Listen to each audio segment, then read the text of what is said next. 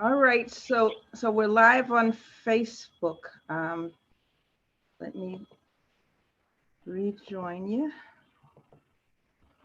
All righty, and hopefully people will come in as we speak. If not, they'll listen outside. All righty, my name is Valerie Leonard. I want to say good morning. I am the founder of Nonprofit Utopia.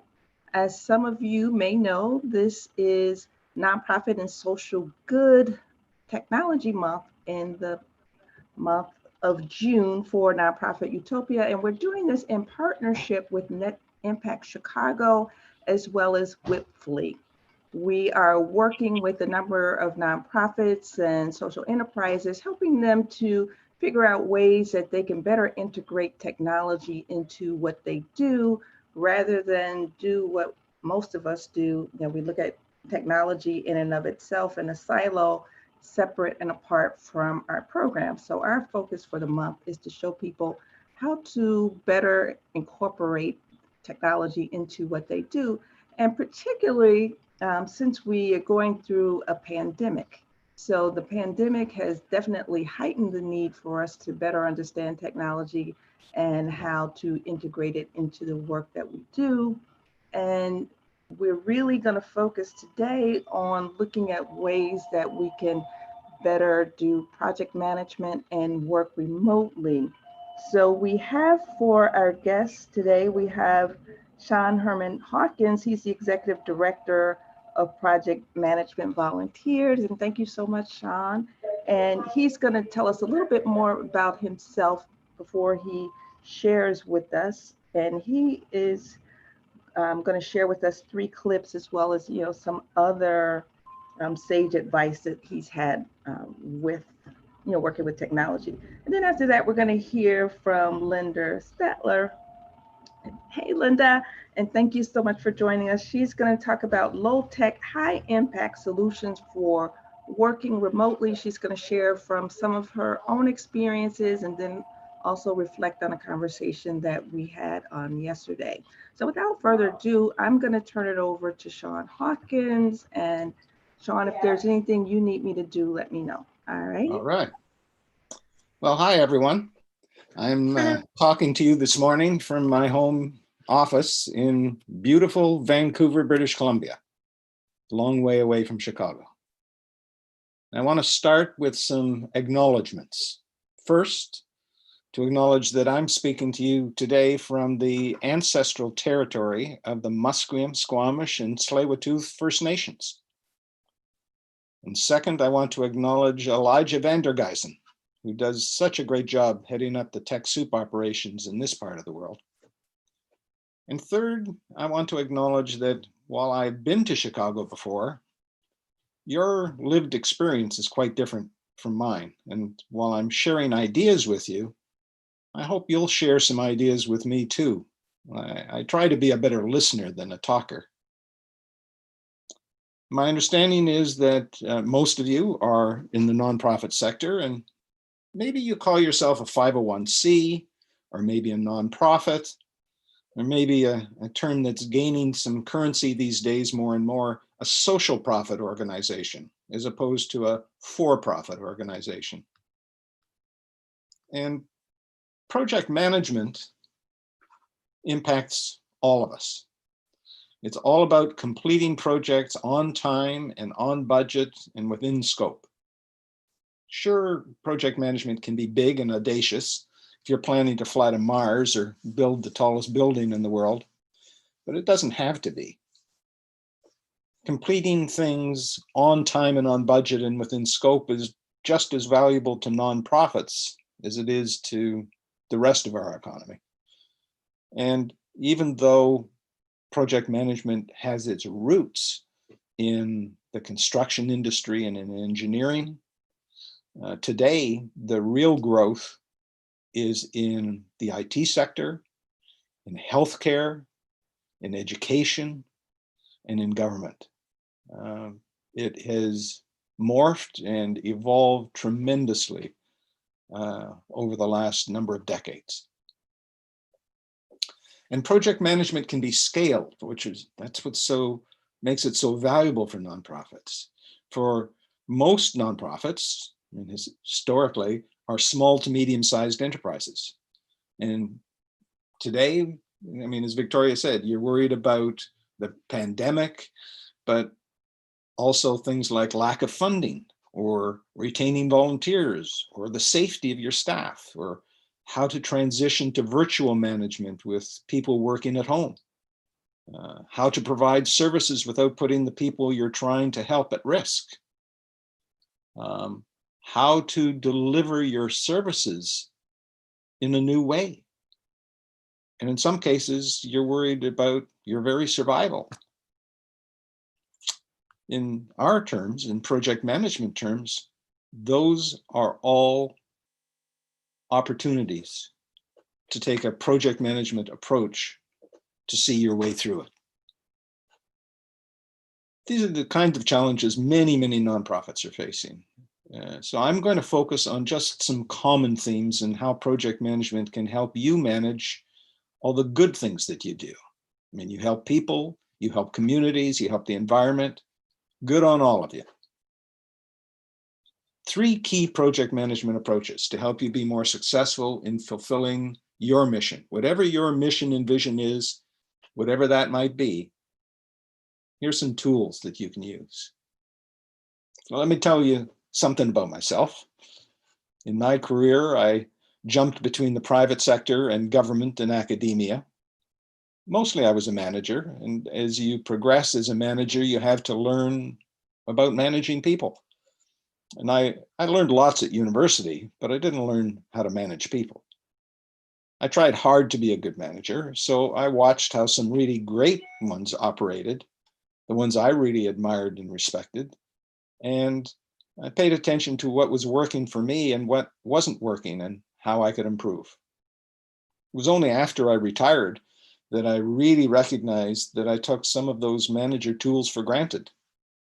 I'm talking about things like pay levels, bonuses, and vacation scheduling, promotions, assignments to teams. Those were all management tools, and they were just part of my daily routine as a manager. And employees who reported to me responded to all those manager signals. When I started working leading a nonprofit, well, I had to look in the mirror big time. My assumptions, as they say, came crashing down. Let's watch the first video clip and tell me if this is at all familiar to you. First clip, please.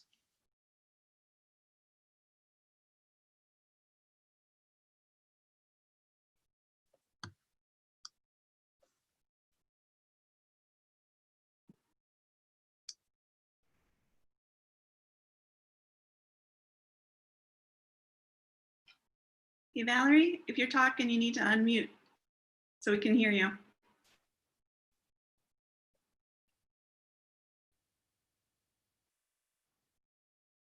At Bambi, not a consultant or a hotline, a dedicated HR manager that you can hire for just $99 a month. Seriously, I'll craft your company policies, employee handbook, and ensure compliance.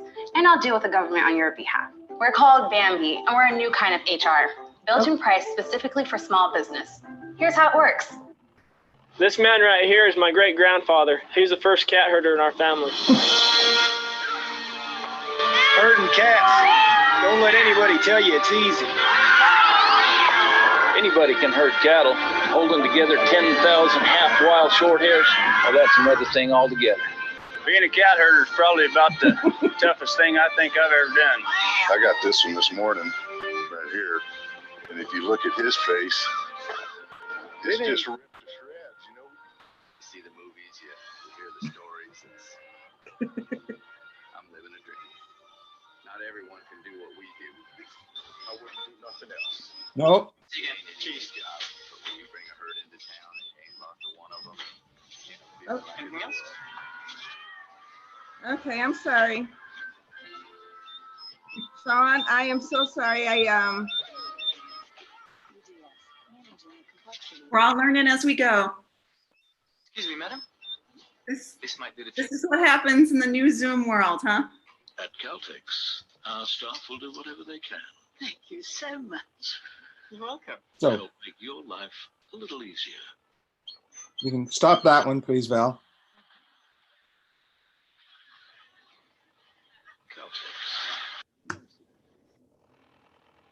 I've lost you. Okay, Sean, did you see the full video or did you see my No. machinations? No. Okay, shall I start over? Yeah, start with the first one on the cat herder. Okay, I'm sorry, I won't do anything in the background.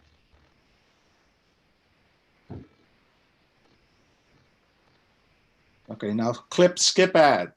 There you go. This man right here is my great grandfather. He was the first cat herder in our family. Herding cats. Don't let anybody tell you it's easy. Anybody can herd cattle, holding together 10,000 half-wild short hairs. Well, that's another thing altogether. Being a cat herder is probably about You might need to raise the volume. I've ever been. I got this one this morning, right here. And if you look at his face, it's just ripped to shreds, you know. You see the movies, you hear the stories. I'm living a dream. Everyone can do what we do. I wouldn't do nothing else. It ain't an easy job, but when you bring a herd into town and you ain't lost a one of them, ain't a feeling like it in the world.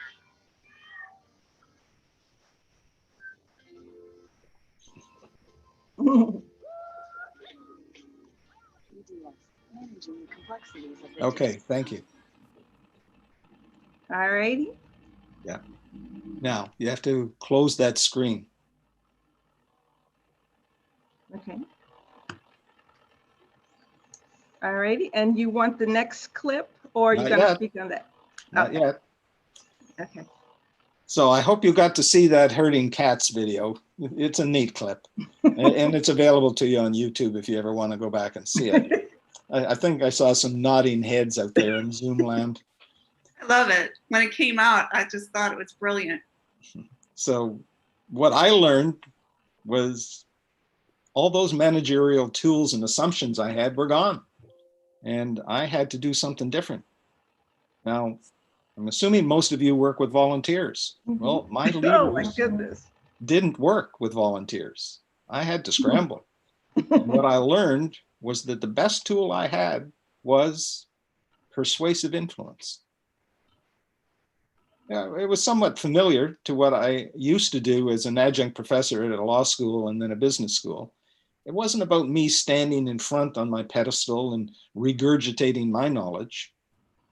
It was more like inviting the students to stand up beside me and pointing to what I was seeing and asking whether they could see it too and whether it interested them. It was sharing my vision and my energy around what could be. And for some, it worked. And they caught the energy and they ran with it. For others, it didn't. And for them, it was the law of 2 feet. They had choice. They could go elsewhere. And I encouraged them to go elsewhere.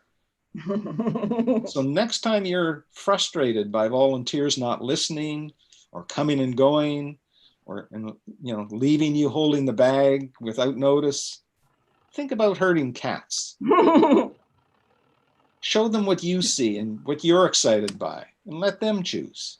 And if they're not there, encourage them to keep searching for something that really excites them and they're willing to make a personal commitment to fulfill. It sounds trite, but good things happen when people make personal commitments to make good things happen. Okay. Now in project management, project start is called the initiation phase.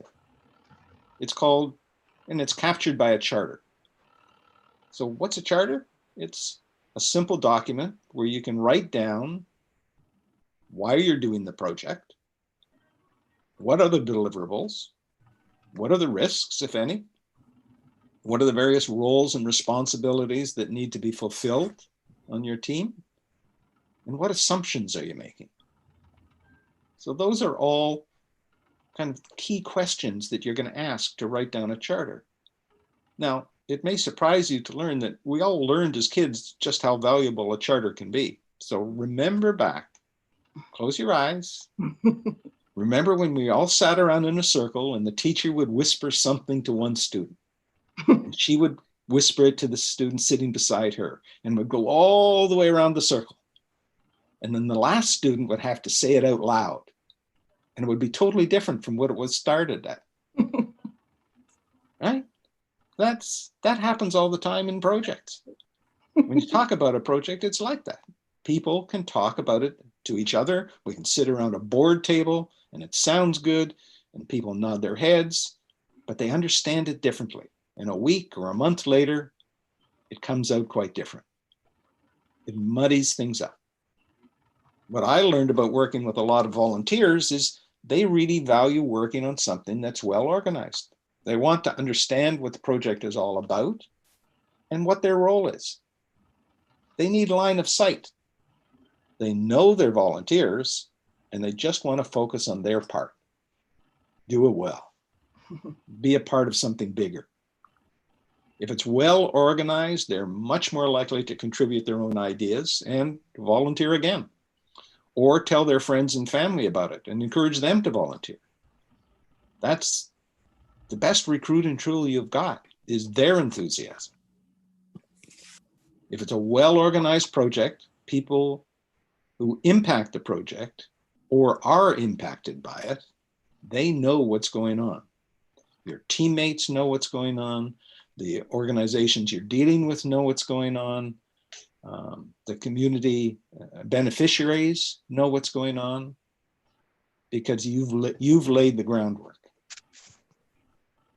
Well-prepared and updated charter makes a huge difference in the project, and it goes from the beginning to the end. Some people make it hard, thinking they have to have all the answers and all the details, but a charter it's a living document. At the beginning, you only put down what seems fairly certain, what you know.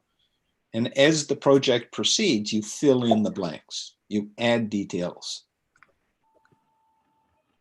There's one element of the charter that I want to draw your attention to. And I'll ask Valerie if you'd put up the second clip. All righty, and just bear with me.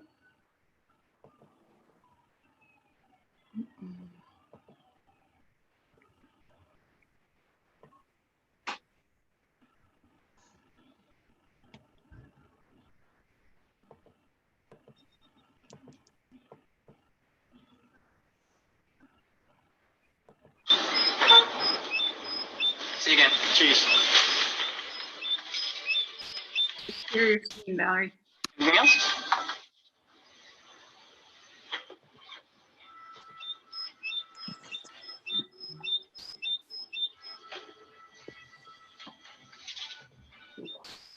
Your screen? Okay, Excuse me, thank madam. you. This might do the trick. Oh,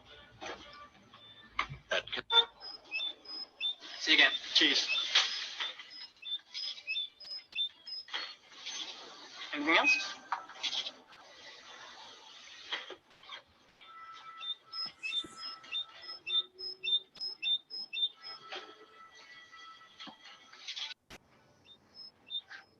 Excuse me, madam.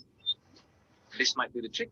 oh, At Caltex, our staff will do whatever they can. Thank you so much. You're welcome. To help make your life a little easier.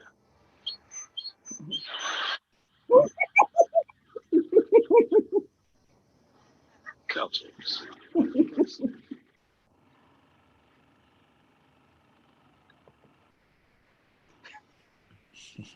That was hilarious.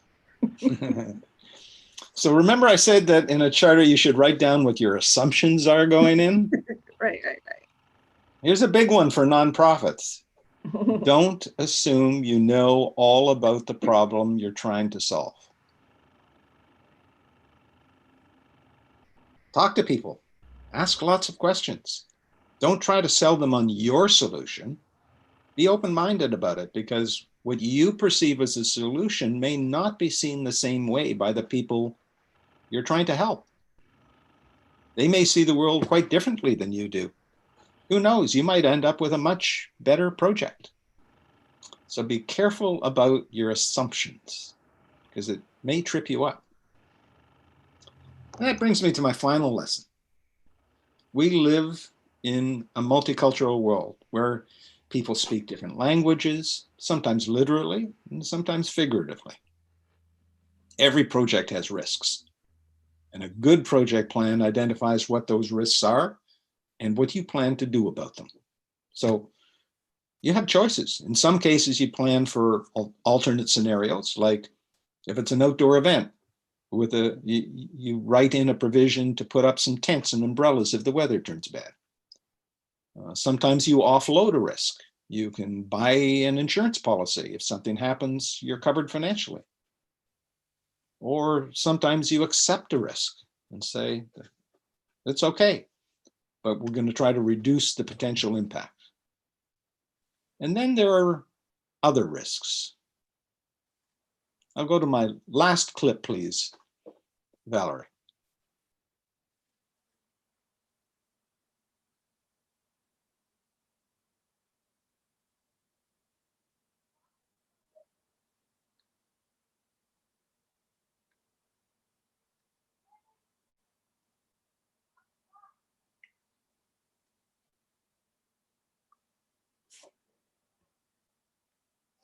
I'm not hearing anything.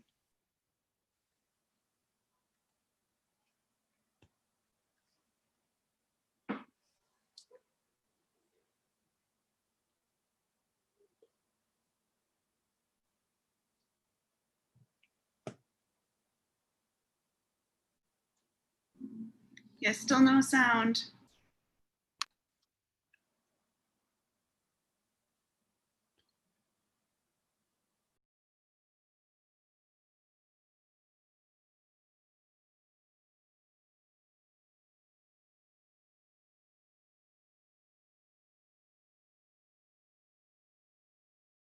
No, the sound's off.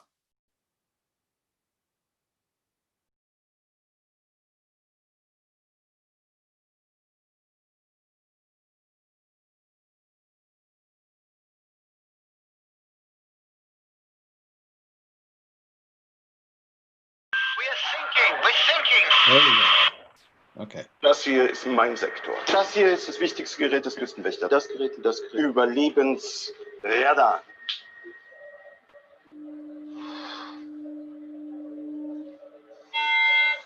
Mayday, mayday. Hello, can you hear us? Can you hear us? Can you... Over. We are sinking. We are sinking. Hello? This is the German Coast Guard. We are sinking. We're sinking. What are you thinking about?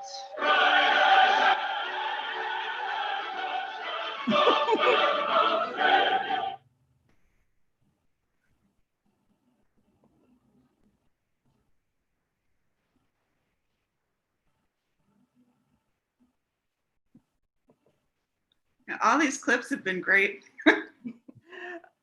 Oh my goodness. I learned a little bit about assumptions in that exercise. Yeah. So project plans, they're all about teamwork. You assign tasks, but no one should carry the whole burden on their own shoulders. That young fellow in the clip, I mean, he was trying to do the best he could. Project teams have to work together. They have to support each other. They have to balance experience and inexperience. A good team balances different perspectives and points of view. Doing good shouldn't be a test. A good project manager, their role is to organize. They're responsible for organizing and leading a project, but it's a team that completes it. It's really about managing people as much as managing the project. So there you have it. 3 quick lessons. And if you want to learn more about project management, there are so many opportunities for you. Start with the International Project Management Institute, PMI. And the Chicagoland chapter of PMI is one of the largest in the world. Check out your local colleges and universities as well, because many of them will have courses and programs. And of course, just go online. There's a lot of stuff that's oriented towards the business world, but search and you'll find some people in the nonprofit sector, like my own organization, that are specialized just working with nonprofits. So my message to you overall is that project management tools and methodologies can seriously help you be more successful at fulfilling your own missions and visions. And that's a win for everybody. The organization I'm proud to be part of has worked with about 250 nonprofits. Wow. And we know we're making a difference, one project at a time. Be safe, everyone, and thank you. Well, thank you. Yes, indeed. Leslie, we see that you have joined us. Did you have any observations you want to share before we move on to Linda?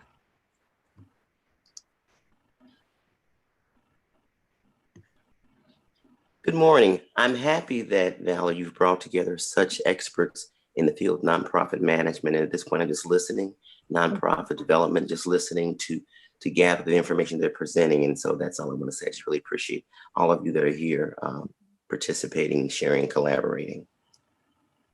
Okay, thank you so much for joining us. Leslie is one of our members. Again, Sean, thank you so much. I'm going to make sure I edit out all that other stuff before I release the video. Thank you. In some ways, it might be worth it to leave it in just because it's a lesson to show people that things don't always run smoothly. And sometimes you have to figure out how to solve, what's going on and that you can survive it, that you can get past it and we can move on, right? Oh. So I think those are valuable experiences. I learned a lesson in every clip on the spot. Okay, great. All right, so I'll leave it in. Sean, I hope that's okay with you. If need be, we can send an edited version to you. It's really your discretion. I just don't want to lose any audience, any participants if it's if it's redundant. I got you. All righty. Okay, so Linda, letter A. Okay, let me start sharing my screen, I guess. Yeah, before I do that, let me, all right, actually, we'll come over here. Okay.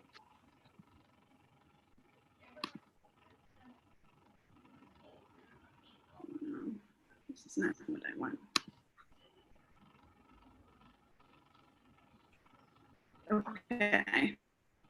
I'm gonna do, I'm just, you guys can see me, yes? Yes, Or are ma'am. you seeing my desktop? We can see you both. Desktop or me? Both. Okay. We can see you both. Okay. So, we're gonna start through here. Before I go through, the presentation that I prepared, Valerie was also talking to me before we officially started about also discussing things about managing teams remotely. And so I'm just going to extemporaneously talk about, some of my experiences, this is off the cuff and not planned. Maybe what I'll do is I'll come over here so that you can, who I am. I've been working in nonprofits, not necessarily as a paid staff person. I've really been a volunteer. I've worked on many volunteer boards. I tried to reestablish the Organization for Women in International Trade here in Chicago. So I was the president of that for 2 years.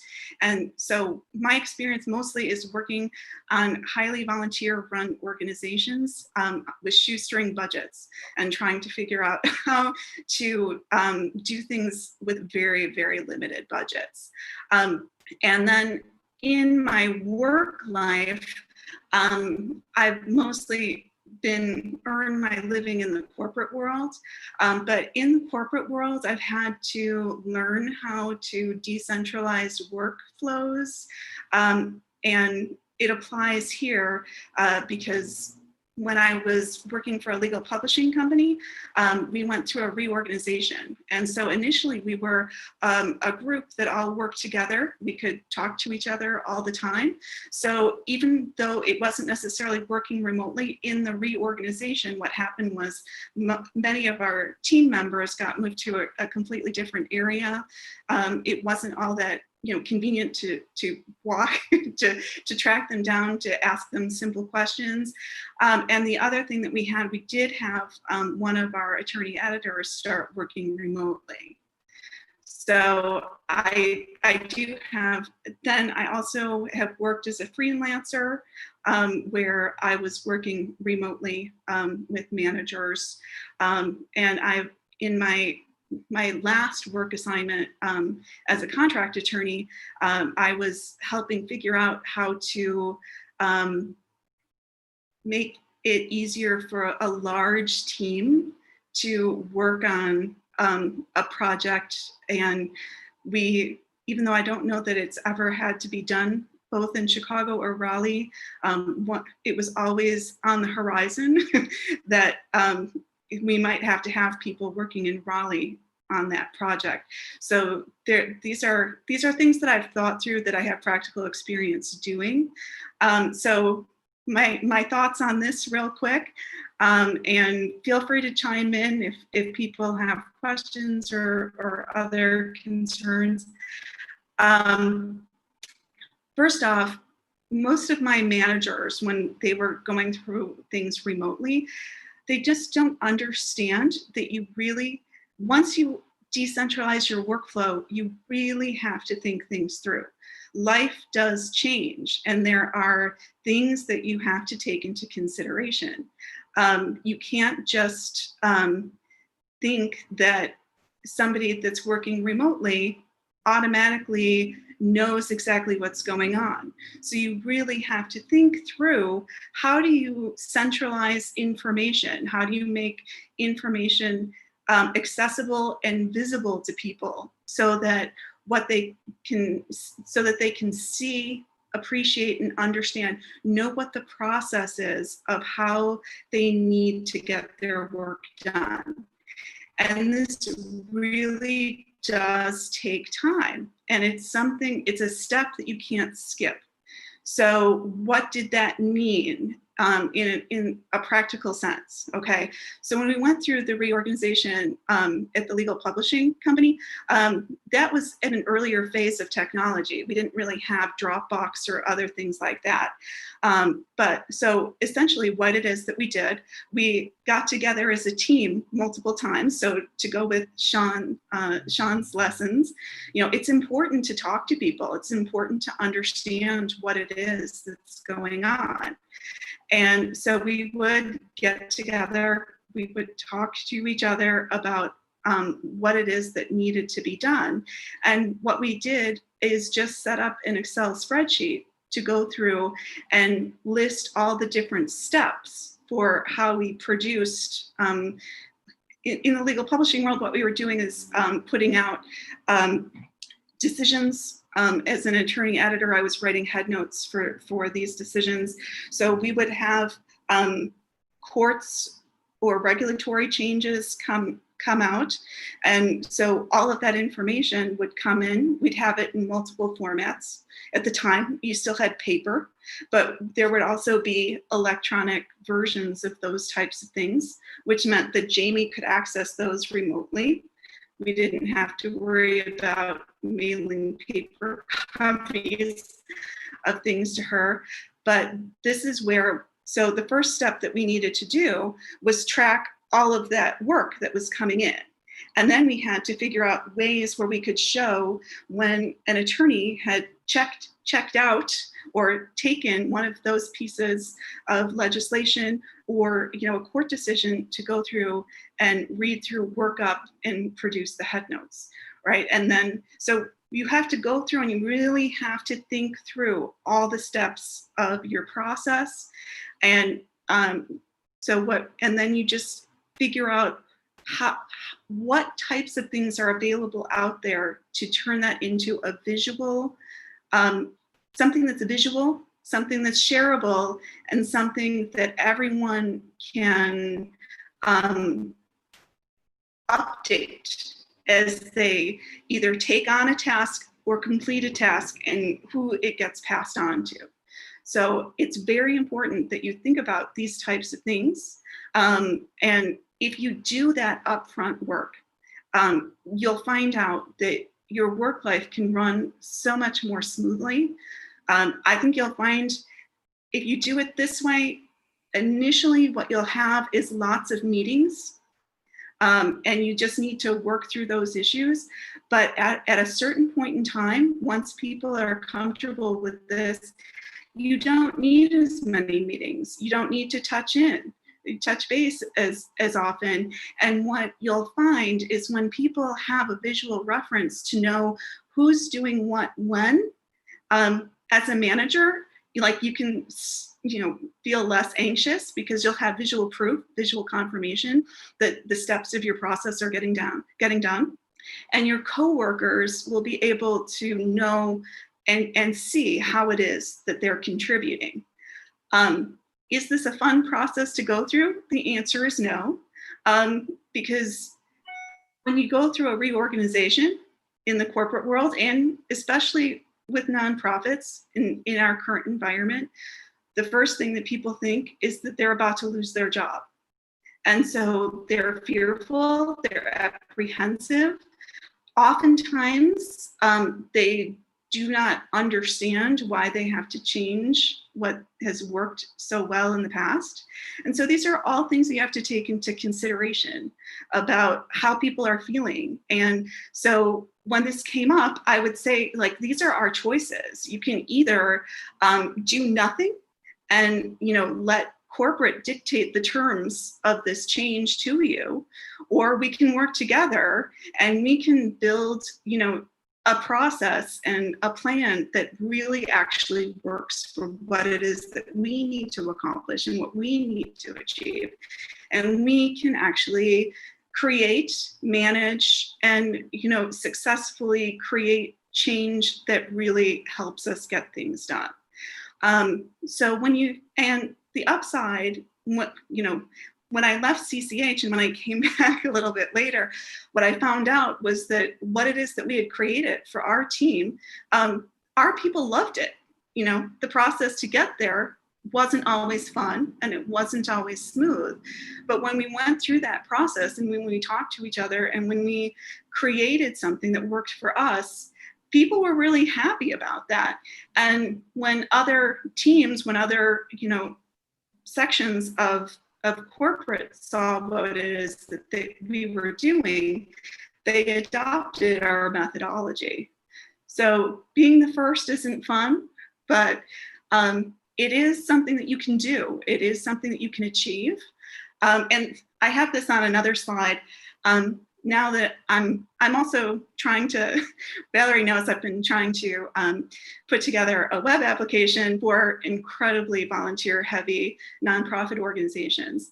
And so one of the things about working in the tech world, learning coding and other types of things, the tech approach to life is really helpful in these times, because when they talk about iteration, what they're talking about is working together, coming up with a plan, right?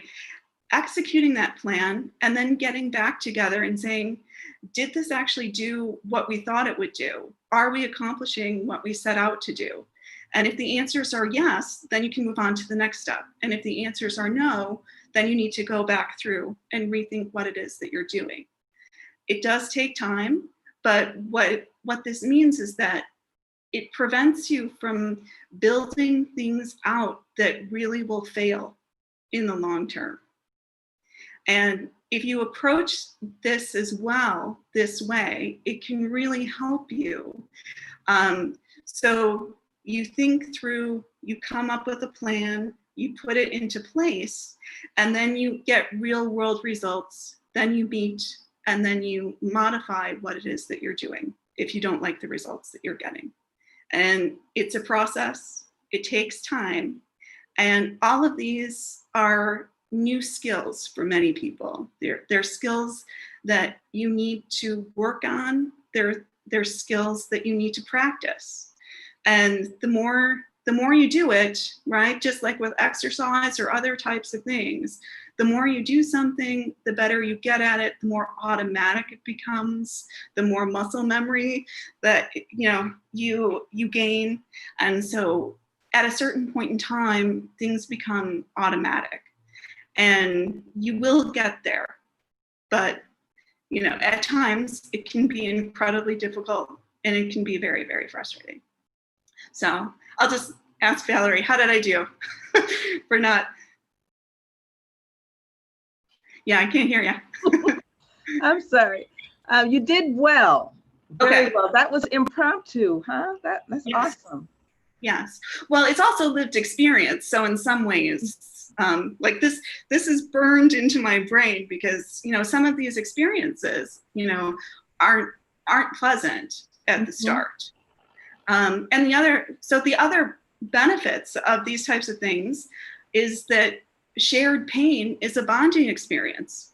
Shared pain and coming out the other side of it really is something that can increase, morale.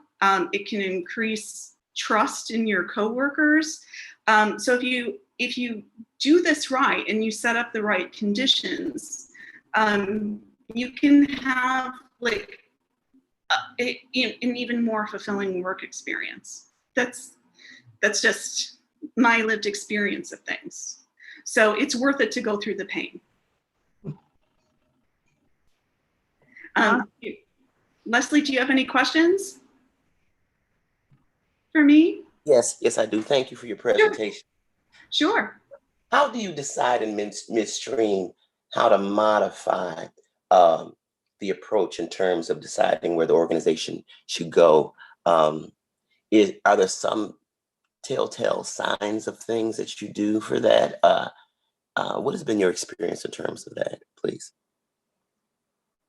Okay, so I'm a lawyer, and lawyers' answers are always to these types of questions. It depends. So, can I ask you, what type of organization are you involved with, and what are you trying to do? Okay, currently I'm discovering and exploring what I should be involved in. I've been in most of the time in government management and planning, in economic and community development. So because I'm no longer there, I wanted to see how I can shift into nonprofit work. And so I'm in the very beginning stages of looking around to see what I should be involved in. And I've been asked now to look at working at a top level with a organization that's beginning to start out that will have a wide breadth of working in Illinois community development. So I'm trying to make a decision I should do that and what's involved on the onset in terms of what I should look at. So this is very preliminary in terms of where I am right now. Okay, so fair enough. Yes. You know what I'm gonna do? I'm actually gonna come through here to my, in order to answer your question, I'm gonna skip to the very end, okay? And I'm just gonna think through, and we can collaborate as well. So these are different examples of types of things, right, that nonprofits do, or even government programs do, right? So all of your experience can apply in the nonprofit world. The nonprofit world has quirks, because if you're dealing with volunteer heavy things, to build on what Sean was saying and to build on what I'm saying, if you have a volunteer heavy organization, it's really critical to have visual cues, especially right now, so that everybody knows what's going on. Because otherwise you'll have people assuming somebody else is doing something and they're not, or you're going to have people assuming no one's doing it, and you're going to have 2 or 3 people doing the same thing, and other things falling through the cracks. When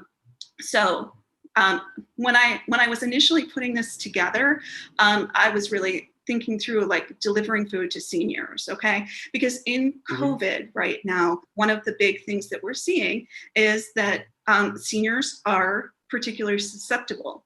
And so some of the needs that people, nonprofits are seeing is that rather than having seniors expose themselves more greatly in grocery stores or pharmacies, right, what you want to do is let them stay at home and have things delivered to them. But in many areas of, you know, of our city, of our state, we also have other issues. So let's say you're in a wealthier suburb, right? You still have seniors that are better off staying at home and having things delivered to them. So in a wealthier community, what you most likely have are people that have resources and time, and they can go out, they can actually get a grocery list from a senior, go out, actually purchase those items, and they can consider that a donation, right? And so if you're a nonprofit and you're saying, I want to deliver food to seniors, that is a perfectly acceptable way to deliver food to seniors. But there are downsides for these types of solutions to these types of problems. So some of which is conditions can change for people rapidly right now. And so just because you have a job today doesn't mean you have a job tomorrow. And if you lose your job, you might lose your volunteer, you know, that can go out and do the shopping for a particular senior. So then there are other ways to accomplish the same goal, right? So what you can do is approach delivering food to seniors like an expense account for a business, right? Where what you can still do is, but it requires a little more planning and organization. You can still get grocery lists from seniors. And then what you would do is people would go out and buy the groceries, and then they would like submit the receipts to be reimbursed by the nonprofit organization. So this way, what you are insuring against is that you lose your volunteer because of financial difficulties. Does that make sense? Follow me? But what it means is that now you have other logistical things that you have to think through, like accounting, right? You have to go through and think about how do you make sure that you are capturing those receipts? How do you make sure that you are getting payments, you know, out to those people for doing the services that you want them to provide? And you need that as a nonprofit to show, you know, these are the, because it's a donation amount, right? It's a donation amount, or it's a service, right? It's a line item. If you're taking money out of a grant, right? You need those receipts. You need to be able to prove that you're actually delivering the services that you're delivering. Okay. So now let's take it to another level of complexity. Let's say somebody, you have people that have time but do not have the financial resources, and you have a lot of seniors to deliver things to. Right. So another way to approach this same thing is you might need to, instead of getting a grocery list from your senior, you might need to say, what it is that we're going to do is we're going to create our own grocery list of standard items. Like, this is what it is that we are going to do. This is, you know, what it is that people are going to get on a daily or a weekly or a bi-weekly basis, right? And so if you do it this way, the nice part of this is that you're standardizing the delivery. You can do bulk purchasing, right? But now what all you have to think through is you have additional volunteer work, right? You'll have to get people together. Like, you can do centralized purchasing, but now what you'll have to think through is, how do I tell people who are volunteers where to go to help us put together boxes? How do you assemble these items for delivery? right? So this is where it's the same service, right? Yes. It's just being done in a different way. And then you have other accounting that you have to think about, because now you have to have your budgeting for how are you going to go through and fulfill those bulk orders. Yes. Right. How do you do the bulk purchasing? Where's that money coming from? Right. And then what you have to do is figure out getting people to pack things. Then you have to figure out how do you prove that this food got packed, right? Right. And then you have to prove that the food got delivered. So at every step of the way, if you change the parameters of your program, there are just new things that you have to take into consideration. All of these things are solvable. All of these things are doable, but you just have to think about who your clients are, who your volunteers are, whether or not if this is a short-term solution, and it's okay that if people can only really commit to doing it for 3 months, that's fine, because maybe the need for delivering food goes away after 3 months. Right now, I think it's a longer term thing. The other thing is that you might need to approach this such that you start out with one model so that you can build your proof, get your evidence, be able to go through and say, we know how to provide this service. We can actually, use money wisely and deliver food to seniors. We've been doing it this way, but what we want to do is move to a bulk purchasing model, in order to be able to expand, the number of volunteers we can, take advantage of, and to provide more, better, higher quality food to more seniors and on a more regular basis, and ensure that it's done on an ongoing basis. Okay. With the and then sure, go ahead. You have a question? Oh, excuse me. Would the volunteers in this situation be reimbursed for their mileage? Now, are they totally volunteering across the board and they're paying for their own mileage and using their cars and what have you, their own personal cars for this? Is that what you have gotten to help out in terms of volunteers? Are they doing it totally? What we're seeing is all of this. I personally think there's a number of models out there. So there, and it really does depend on where you live, what kind of resources you have available, and how great the need is. So, and I do think that when you talk in the Chicago area, in your wealthier or more affluent suburbs, I think it's easier to do that total donor model or the reimbursement model. In certain neighborhoods, it's just not feasible. And another way, another way of conquering the same type of issue, rather than doing reimbursements, would be to buy gift card, like Visa prepaid debit card, that's a good idea. Something where what you can do is give that to your volunteers, and that way, and then ask for the receipt. So that's another way of doing this. So, you can see here that I'm thinking this is how you think things through on the fly. Okay. And as another example, the other thing that I was thinking about, if you want to add other layers of complexity to this, in certain areas, what we also need are summer jobs for youth. So one of the other ways that you can create this type of program is to also say, not only is this a service delivering food to seniors, it's a youth employment, it's a summer youth employment program. And then you might have other avenues of grant money to give you.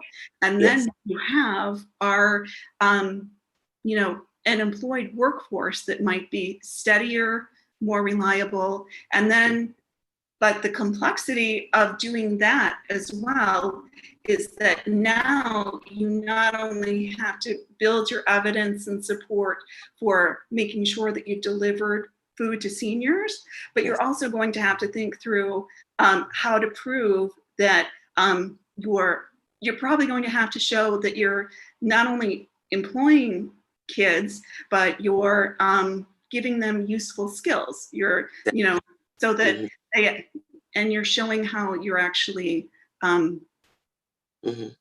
building up, career paths for them. Right. Right. Exactly. In terms of being in the management process of assembling, and that can be considered to be a skill and developed into to managing the packaging and what have you. Exactly. Exactly. That could be considered a management skill. So you can see where, as you think through things, you can have this one program operate in multiple different ways. Yes. And based on a conversation that we were having yesterday for another presentation, she mentioned also things like the digital divide and other types of things. So when I was going through, I was doing things in Google Forms and other things to show how you could kind of low-tech mimic, Instacart or Uber Eats, just using free Google tools. And if you want to see that, we can, I can show you that, but this is going long. and just walking through this. Sure, not a problem, because what I was getting, the feedback I was getting yesterday was that this is more of the avenues that people are struggling with. So one of the ways, just with delivering food to seniors, so now we can deliver food to seniors, we can employ youth for the summer and possibly beyond. And then the other thing that you can do to conquer the digital divide is when you hire these, teenage workers, one of the things that you can do is give them a mobile phone and mobile service. And say, if you commit to delivering food and working in this program for X number of weeks, you will get this phone, right? While you're working in the program, you'll have access to it, and we'll give this to you. And you can use this for other things. But you can also structure a program to where if you can tell the people participating in it, if you complete the whole program, the other thing that you get besides your payment is that you will get your mobile phone and cell service for a year or whatever. And what that does is now add another device to a household that may desperately need that. If you're talking about a home that may not even have a device at all, just adding one phone to a home can make a huge difference. If you're talking about a home where you have 4 children all needing access to something, at the same time in order to do schoolwork, adding a second phone means that now you only have 2 kids that have to, right? So these are all, so some of the opportunities that COVID opens up is if you have some imagination and you think through some of these things, you can create the same program to deliver the same services in multiple different ways. And you can do it successfully, and you can accomplish all of those goals. But the more complexity, the more people, the more types of people that you add when you go from only volunteers that you don't have to pay, but you only have to schedule their time, to an employee model. Then now you have payroll. Now you have, withholding taxes. Now you have, so you just have other things that you have to think through. But especially in certain areas of our city or our surrounding suburbs, you can see where the benefits of doing that work can really pay off. And so now you're not just delivering food to seniors, you might be a more comprehensive economic development program for an area. Yes. So that's one way to think about it. All right, Linda. Do you have any have we comments, Valerie? Oh yeah, have we exhausted your slides? Did we cover everything on your presentation? A lot of this, a lot of this people can just read through. Okay. So there are more bullet points. Okay. And I have my email here on the, to be honest with you, like I could give you my phone number, but I really do not answer calls from numbers that I don't recognize. Right. I get it. So I'm not going to give that out, but feel free. Like this is a PDF version of this, so I can email this to Valerie, and you can send that around to people. And feel free to email me. The point of Valerie told us the point of this program today was to just give people ideas about how to think through the problems that they're facing and what kind of opportunities they might have available to you.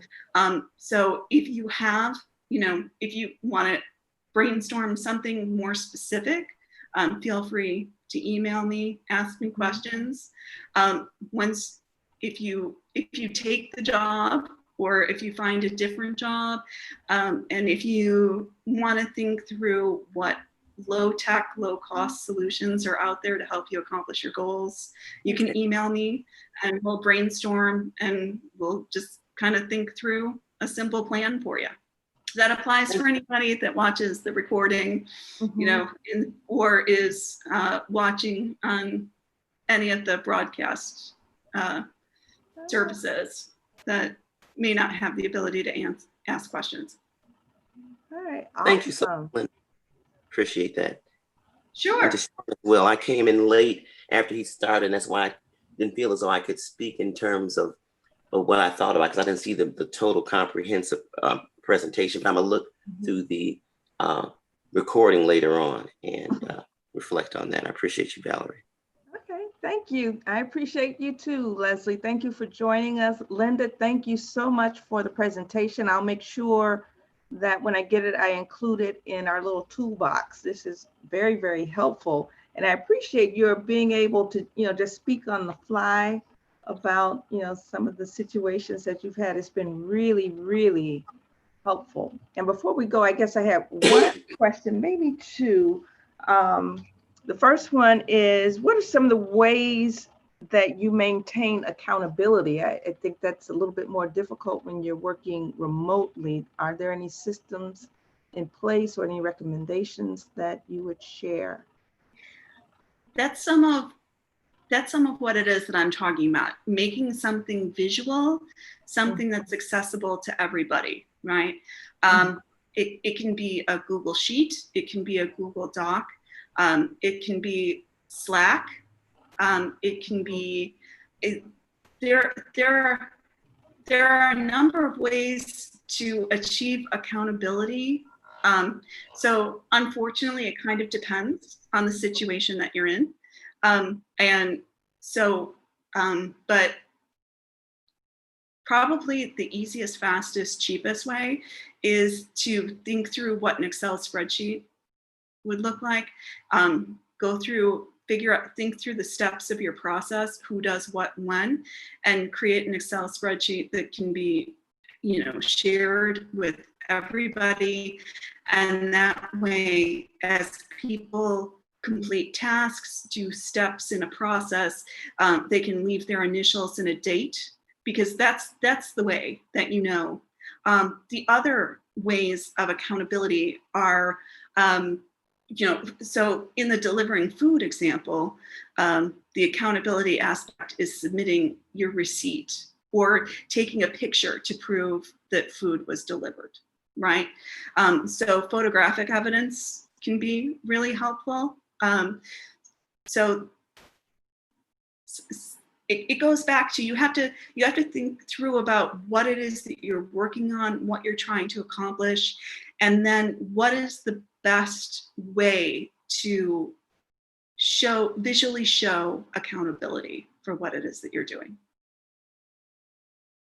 Awesome. And then the second question, I think you may have answered it, but I guess this will just be in summary. So did you find yourself changing procedures per se, or did you just document the procedures more, if that makes sense? I think it's a combination of both. And there are some things, I think there may have always been like unsaid processes when you're working in an office, because once you finish something, you can go over to somebody and say, hey, this is done, you know, you give it. So it's an unsaid process where what you're doing is physically handing something off to somebody else. So that the challenges are that is so ingrained. You don't necessarily realize that that's a step in a process. Does that make sense? Like, well, that's just what I do on a daily basis. But what you need to think about is that you need to reinterpret what's going on there as a step in the chain of how work gets done. And then you need to figure out how to either represent that in Excel, how to create different Slack channels, or you know, a group collaborative document. All of those things can work, but you just need to go through and kind of maybe start by visualizing your day and just think, what do I do? And then you have to think through, what is the process, and or what processes am I a part of? And then to think through how you do that differently in a remote world, because this is going to go on for a while. Okay, that was really, yeah, that was very helpful. Okay. All right, thank you so much. We are over time, and I think I need to wrap this up. I can't thank you enough, Linda. Can't thank you enough, Leslie, for joining us. This has been very, very, very helpful. And I agree, to me as well. Thank you for presenting it. all right. Oh, sure. And like I said, you know, you can reach out to me. This is my personal email. You can reach out to me if you have specific questions that you want help thinking through. And if you want to talk on the phone, that's fine. So long as I know what your phone number is, I will answer when you call it. Thanks. Oh, thank you. All righty. So I'm going to sign off now, and I will see you guys on the other side. Have a great day. All right. You too. Have a great day, both of you. Thank you. And thanks to Sean as well. All right.